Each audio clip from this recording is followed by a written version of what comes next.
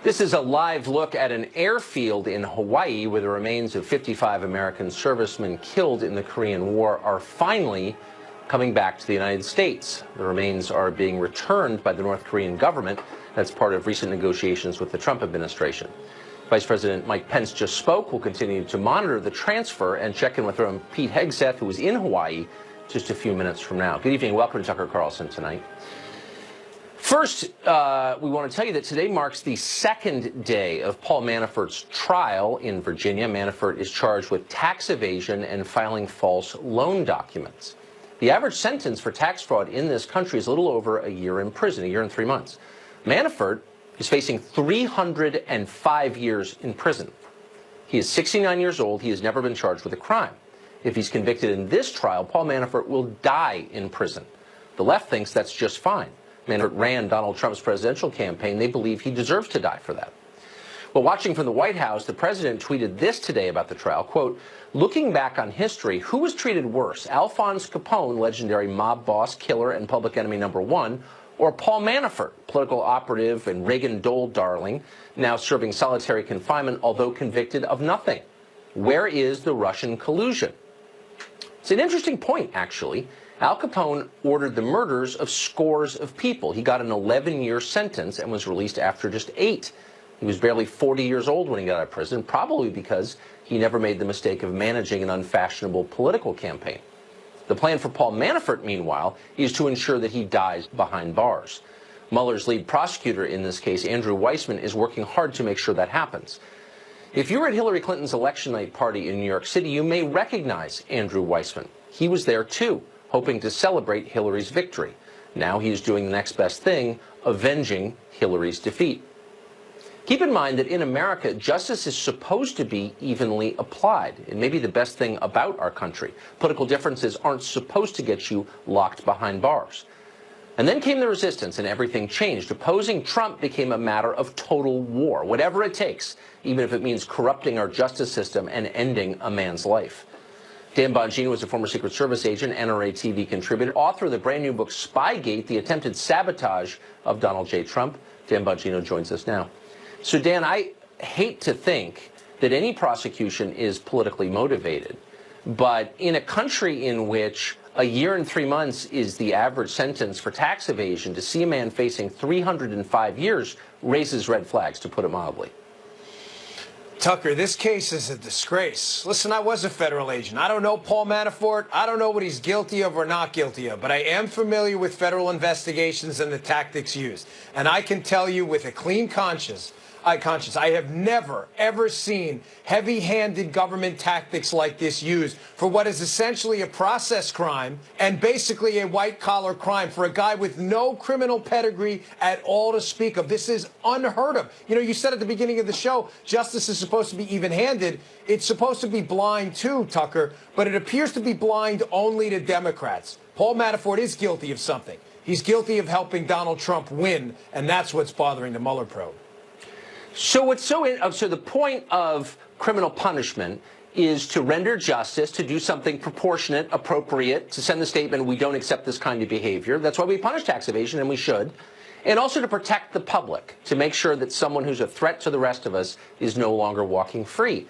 In this case, the prosecution didn't even explain how he defrauded the banks. Did the banks lose money? I don't think they did. They didn't explain how much he should have paid in federal taxes but didn't.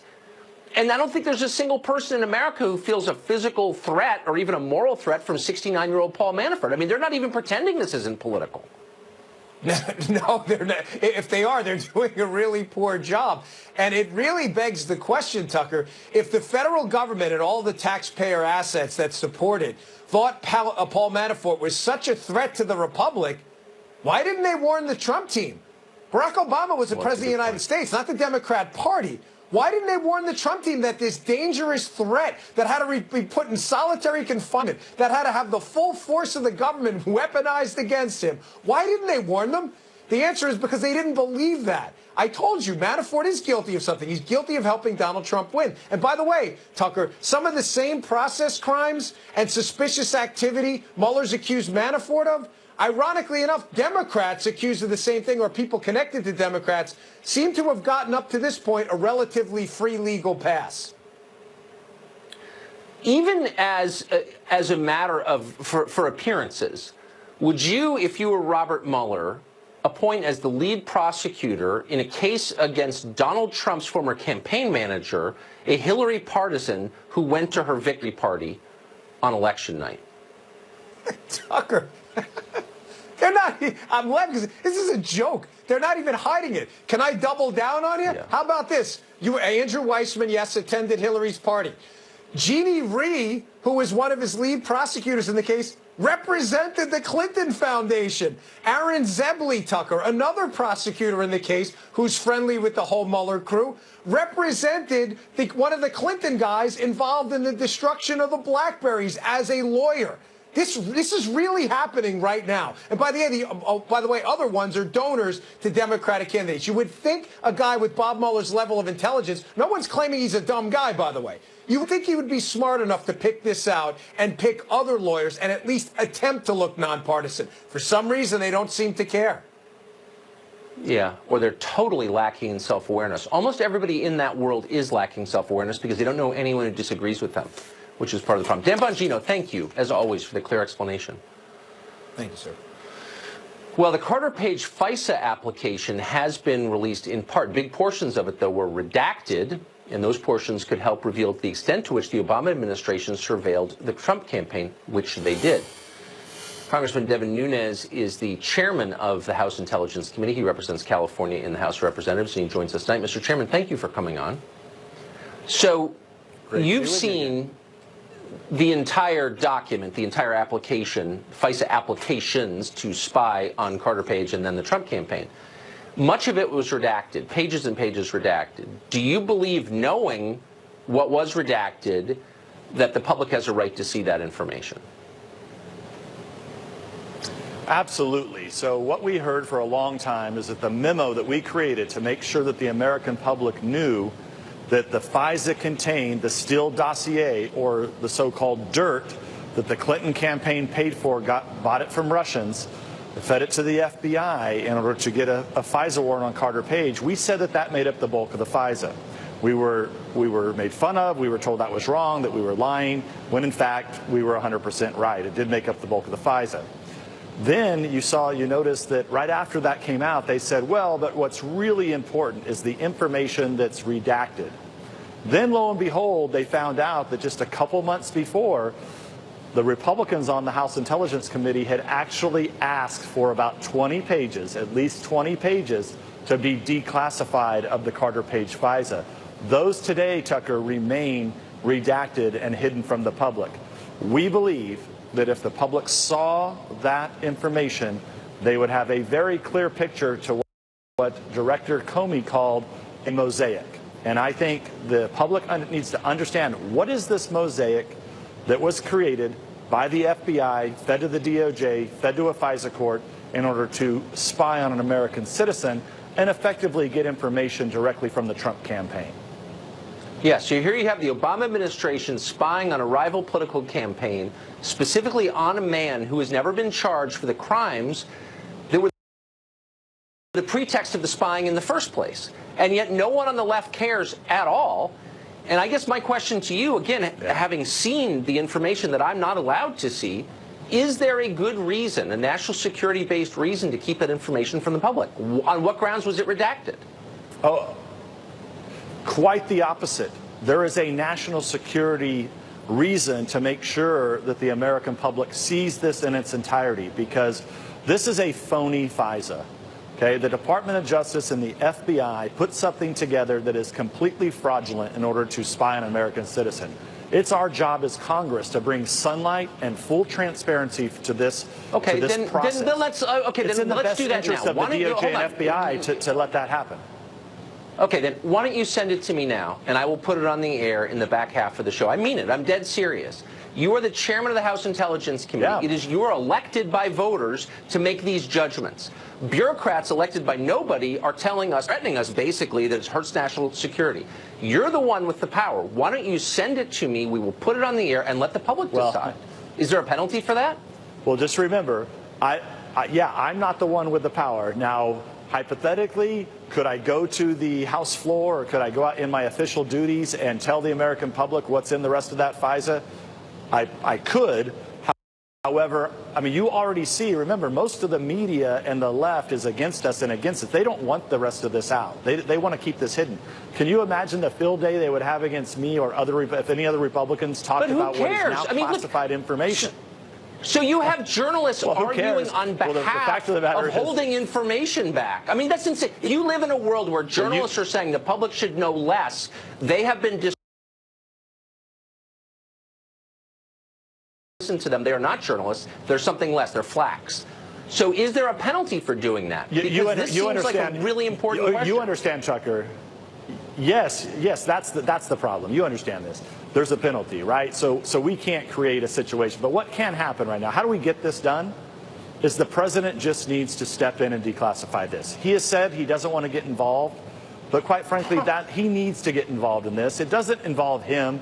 If he would just declassify it, then we as Congress would have no problem coming on your show and talking about this declassified information.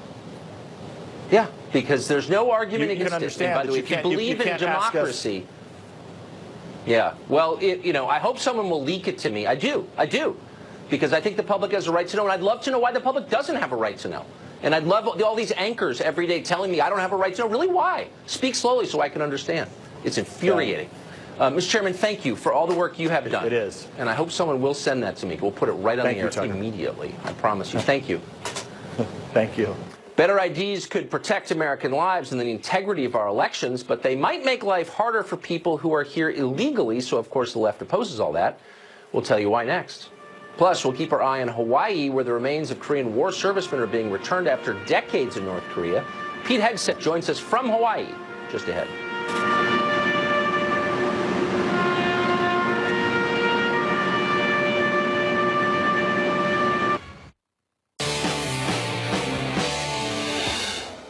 Welcome back. We're going to get to the segment in just a second, but I just wanted to say this. We spoke to the chairman of the House Intelligence Committee a minute ago, Devin Nunes of California, who I think is an honorable person. And he is obviously empowered by his position in Congress and by voters really to have access to any intelligence that he wants to. He has read the full text of the application for the FISA warrant that allowed the government, the Obama administration, to spy on Carter Page and the Trump campaign.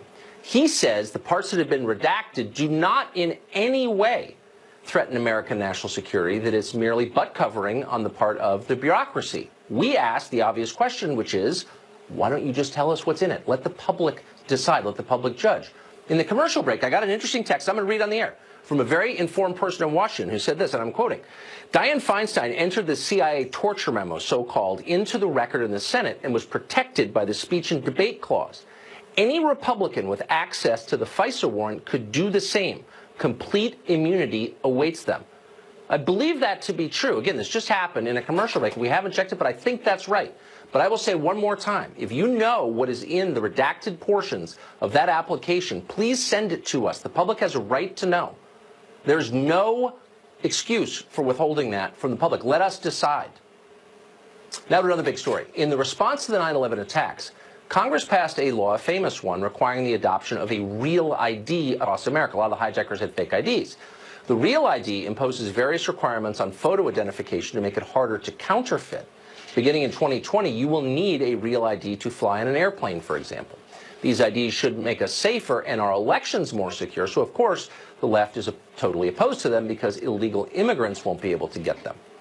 Joel Veronese is an attorney from San Francisco, a candidate for district attorney there, and he joins us tonight. Joe, thanks a lot for coming on.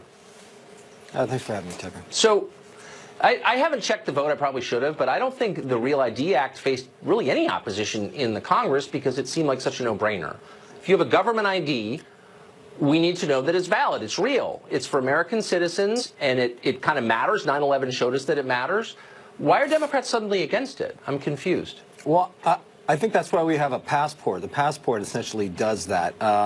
This, however, is basically another attempt by this president to influence an election, and that's why the Democrats aren't for it. First, it was the meeting with the Russians. Then it was the issue with the census question, and now it's the real IDs. It's a requirement that is basically it's a voter suppression strategy that will influence elections by discouraging and preventing special groups such as lower-income people, minorities from actually going to the ballot. And so that's why we're against it. I'm a little bit confused by this for two reasons. I'll just go in order. Yeah. One, you have to be an American citizen to vote in a federal election. So there's nothing wrong, of course, with requiring that only American citizens vote in federal elections. Do you agree with that? Well, not necessarily in San Francisco. We have a school board election here that we actually allow immigrants to vote in federal elections. But in federal elections, it is a law yes, that you have agree, to be absolutely. a citizen. Yes. Okay. Absolutely. So, and the second question is, I keep hearing this line that poor people or African Americans don't have IDs. We actually checked the research on that, and it's totally false. There's no large group of people in America that doesn't have a government ID. There isn't one. But I'm wondering if you think it is patronizing for Democrats to say, well, black people somehow can't get IDs. Don't you think that's kind of a slur, actually? It's not just about IDs. With this, the requirements of the real ID are that you have to have a U.S. passport. And if you look at who has U.S. passports, you're talking about wealthy people, not minorities, higher educated people.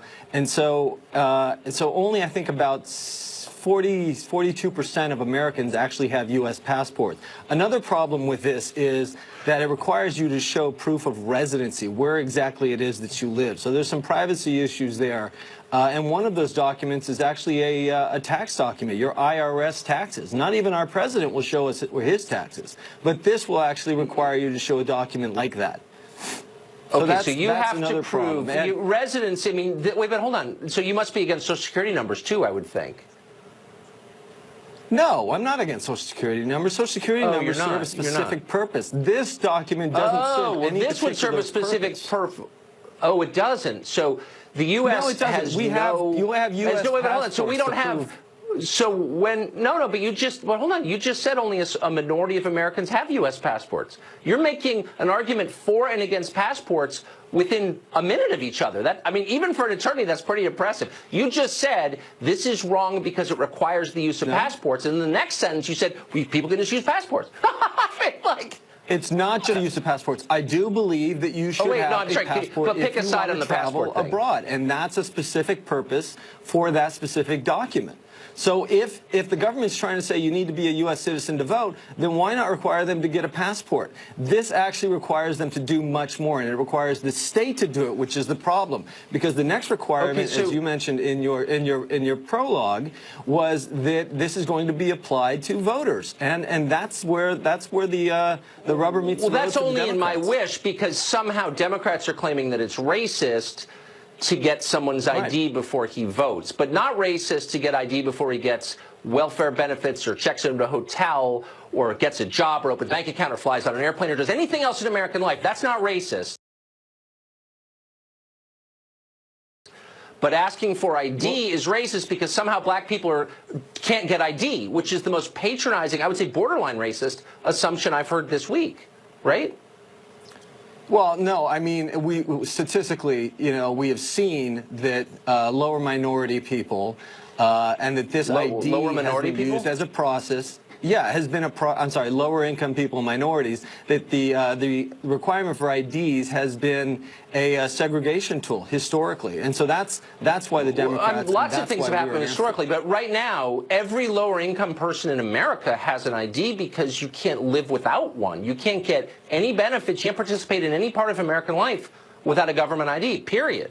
So everybody has a government ID, and Democrats throw up these fake studies, which are totally false. Like, everybody has an ID. We know this, right?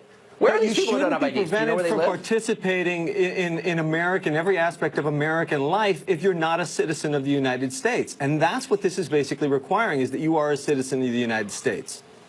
Okay. That's exactly the point. Do you think it's racist to require a government ID to get on a plane or check into a hotel? No, of course I don't. Oh, you don't. Okay, just checking. Okay, Joe, thank you. Great to see you. I love that. I don't know why. It's hilarious. All right. Our election system is supposed to be safe from efforts by non-citizens to vote, but thousands of non-citizens are already appearing on the voter rolls. You'll hear on other channels that's a myth. It's not a myth. It's true. Some of them are casting ballots. J. Christian Adams is president of the Public Interest Legal Foundation. He joins us tonight with details. So, Christian, we keep hearing that's untrue. It's never happened. Is it true? Prove to us that it's true. Well, you can go to our website at publicinterestlegal.org and pull up the original records, Tucker, of the dozens upon dozens, hundreds upon hundreds of people that are getting onto the voter rolls from Russia, Canada, Mexico. And some of them are tragic stories. Refugees from Sudan who said, I told them I wasn't a citizen, but they kept pushing me under motor voter to register to vote, even though I told them I wasn't a citizen. Well, I mean, how does that happen? I thought that there would be, since it is a federal law, barring non-citizens from voting in federal elections, there would be some mechanism to prevent it. It seems like there's a mechanism to encourage it.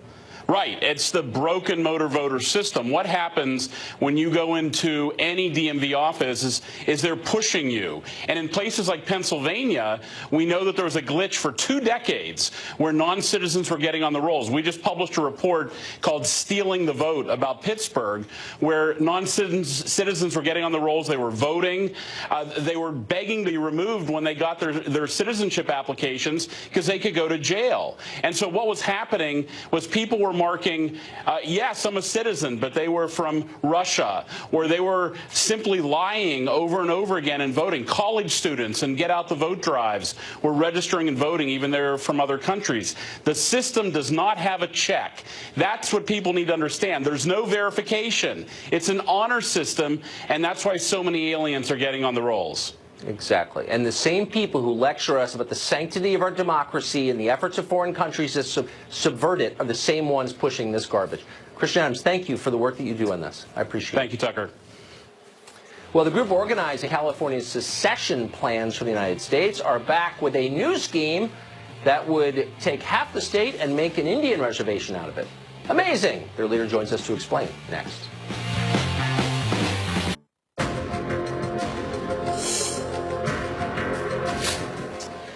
Google shut down its Chinese search engine in 2010. At the time, they said it was because China was attacking free speech. But things have changed. The left doesn't care about free speech anymore. So it was no surprise today to see new reports that Google is building a brand new censored search engine that will allow it to re-enter the Chinese market, will be actively abetting the communist police state there and crushing dissent. Google's behavior doesn't end there, though, in China. Last year, Google opened a major artificial intelligence research center in that country, even though China is aggressively pursuing military uses of artificial intelligence against the United States. Scott Cleland is the author of Search and Destroy, You Can't Trust Google, Inc. He joins us tonight. Scott, good to see you. So if your corporate motto was don't be evil, it seems like helping a communist police state crush dissent would fall into the evil category, right? Absolutely. I mean, we're talking about how can you mess with 1.4 billion people? How can you aid and abet the oppression of the largest country in the world? So it's definitely. It's hard to believe that a country with the market cap that Google has, the most powerful company in the history of the world, maybe the richest country in the company in the history of the world, would be so desperate for more market share that they would help prop up a police state, but that seems like what they're doing. Well, what's really interesting is Google is all about power. It wants to be influential, and it wants to be everywhere for everything. And so that it can't stand the fact that it's not playing in China, and because it sees 1.4 billion people that it doesn't track and it doesn't know about. And so that's really what they want. They really covet power, and information is power to them. That's what's always scared me about this company is, it makes no sense to centralize all the world's information in one place and controlled by one person. Information is power for them, but their pitch was always information will empower the rest of us as well. But the deal that they are striking in China would withhold information from the population. They would be complicit in the brainwashing and propaganda efforts of the Chinese government. It's exactly the opposite of what they said Google was about. Look, what they're doing is completely opposite of what they promised everybody or what they've said they've stood for. They've said they were don't be evil. They were for freedom of speech. They were for a free and open internet. They were for net neutrality, which is never supposed to block anything. And they were the main corporate funder of that. And this is basically blocking every single freedom website in the world from getting into China. There's nothing neutral about that. There's nothing free, nothing open, nothing good about what they're talking about doing. No, it's fascist. And where the hell is the American left on this? Why are they continuing to defend this company, which is aiding, again, in the oppression of a police state of its own people? Hopefully they're going to come around, because this one is completely indefensible. I mean, even Google themselves stood up and said, we can't do this. This is too bad. Yet 7 years they're coming back and doing it in much larger scale than they were going to do before. Yeah. Congress should take action against Google immediately, in my opinion. Good, Scott, thank you very much. It's good. Thank you for that perspective and for your book. Thank you. A historic ceremony in Hawaii tonight. The remains of Korean War dead have finally been returned after more than 60 years from North Korea. We'll go there live just ahead.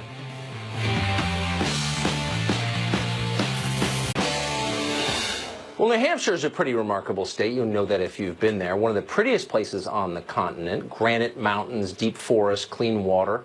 The people are impressive, too. The kids in New Hampshire get some of the highest SAT scores in the country. And it's safe. The crime rate in New Hampshire is just a fraction of that in other states. A lot of people in New Hampshire have guns, and yet the homicide rate is less than 1/10 the rate in Washington, D.C. Very few New Hampshire residents are in prison. It's got one of the country's lowest incarceration rates. Most of them are working. The state has one of America's lowest unemployment rates. In contrast to places like Illinois, New Hampshire is gaining population. People want to live there, not surprisingly. And yet, according to the New York Times, New Hampshire needs to change desperately and immediately. Why is that? Well, in a story over the weekend, the Times explained that New Hampshire is, quote, nearly all white, 94%, and this has caused, quote, an array of problems. The paper doesn't prove that this is true. In fact, there's zero evidence that the demographics of the state hurt the people who live there. New Hampshire's actual problems, and it has some, have nothing to do with race at all. Instead, though, the Times argues that New Hampshire's whiteness is inherently offensive to others, especially immigrants. The paper interviewed a woman from Columbia who complained that she cannot find enough Spanish speakers in New Hampshire, and that is unacceptable. According to the New York Times, Americans have an obligation to change their culture to suit foreigners and not the other way around. But more than anything, the paper says, the state must become less white quickly, like the rest of the country. Its current demographics are an outrage. A group of self-appointed officials and business leaders is working to change the racial makeup of New Hampshire right now. Thank God, says the Times. What's so striking about this story is how ordinary it is. You hear things like this all the time from liberal outlets. Some races are better than others, they claim. Some are just plain awful. Well, that's pure racism, of course. It's the very definition of racism. But it's so ubiquitous on the left that hardly anybody notices it or questions it. You're not allowed to, by the way. Your job is just to nod in bovine agreement. Yes, diversity is our strength. But nobody should agree to that. It's wrong, and it's dangerous. Attitudes like this will destroy our country faster than anthrax and Al-Qaeda combined. Racism is poison. Let's be clear so that even the bigots of the New York Times can understand. No race is inherently better than any other race. There can't be too many of any group. Are there too many Chinese in Beijing, too many Africans in Congo? Of course not. Those are stupid questions. The same is true for the people of New Hampshire, many of whose families have been there for hundreds of years. There is nothing wrong with the way they look. They're not defective or inadequate because of their skin color. It's amazing you even have to say that. But nobody is defective or inadequate because of his or her skin color. All of us should remember that and demand that our leaders remember it too. Many have forgotten it. Well, the remains of Korean War dead held for decades in North Korea have finally come back to U.S. soil. They're in Hawaii tonight. Vice President Mike Pence was on hand to receive the remains. The historic event finished just a few minutes ago. Pete Hegseth co-hosts Fox and Friends on the weekend, of course, and he joins us tonight from Hawaii. Hey, Pete. Hey, Tucker. Thanks for having me. How is it? It was, I got to tell you, being in that hangar It was an emotional experience. First of all, before it even started, very apropos, the song Amazing Grace played. Amazing Grace, how sweet the sound that saved a wretch like me. I once was lost, but now I'm found. These young men who went to fight a war at the beginning of the Cold War for our country, finally returning home. And I was also struck by the individual attention given to every flag-dropped container. Each one of these individual Americans, Tucker, in our country, we ask individual patriots to sign up and go fight for our freedoms that we have here, unlike communist and collectivist societies that send waves of men with no care for what happens next. The fact that 65 years later, this kind of attention is given, that we honor their sacrifice, the vice president there to give the keynote address, was heartening to me as a veteran myself, who would hope that if I was lost on the battlefield, any president in the future would come find me. But a big win for America today, and a testament, I think, to President Trump's commitment to the right outcome on the Korean Peninsula. Pete, is there any other country that tries as hard as the U.S. does over as many years as the U.S. does to get its war dead home? Absolutely not. Leave no man behind is an extreme, maybe Israel, in the modern Israel, but over the centuries of our country, no country has valued life and then valued the remains and the connection to that sacrifice more than the United States of America. No one has poured more soil on foreign countries for our own freedom and the freedom of others to defeat Nazis and communists and stand up to rogue regimes. And when we do so, we make a promise to that soldier, that Marine, that airman, that sailor, and that family, and the community, that we will do everything to bring them home alive, or in this case, missing in action, or a prisoner of war, or deceased. Something like this is a testament to future generations, that our country will honor the promise that we made to you. And there's a lot of personal stories. One in particular, Tucker, First Lieutenant Frank Salazar volunteered to go to Korea in 1952. He was killed on New Year's Eve of 1952 when his P-51 was shot down by ground fire. Before he left, he gave a hug to his 4-year-old girl, Diane Brown. She was in that hangar. It's right over my shoulder today. She's been looking for her father for over 60 years. He may be returned today, or at least some of his comrades. A powerful testament to this great country. Ah, that's a tearjerker. Pete Hegseth in Hawaii. Thanks very much for that. Thanks, Tucker. The advocates of having California secede from the rest of the country, it's a real thing. They have a new plan. They're going to turn half the state into an Indian reservation. Huh. In the interest of bringing you all the news, we're going to talk to the leader of that movement after the break.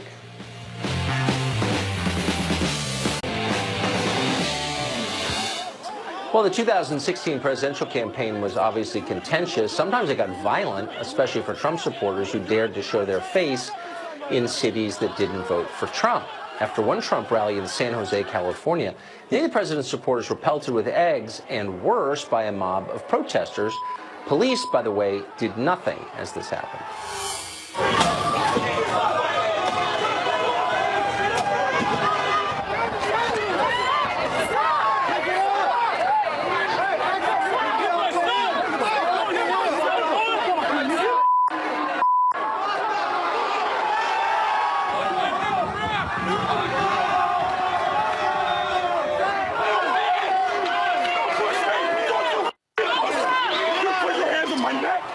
After the attacks, 20 Trump supporters sued San Jose police, and now a court has cleared that lawsuit to go forward. Harmeet Dillon is a civil rights attorney. She represents the Trump supporters in their lawsuit, and she joins us tonight. Harmeet, thanks for coming on. I know we've had you explain this to us a couple of times, but the facts are so remarkable. Can you just summarize them for our viewers who may not be familiar? Sure. June 2nd, 2016, about a month before Donald Trump became the nominee, he had a big rally in San Jose. I was honored to be there and do the Pledge of Allegiance, and we had a great event.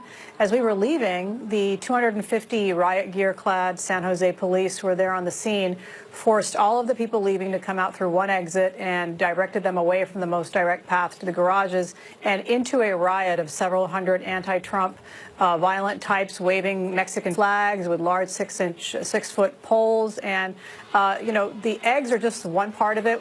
People were sucker punched. People were hit in the head with bags of rocks, clothes torn off of them. Elderly people had their glasses ripped off and had to, you know, flee for their lives.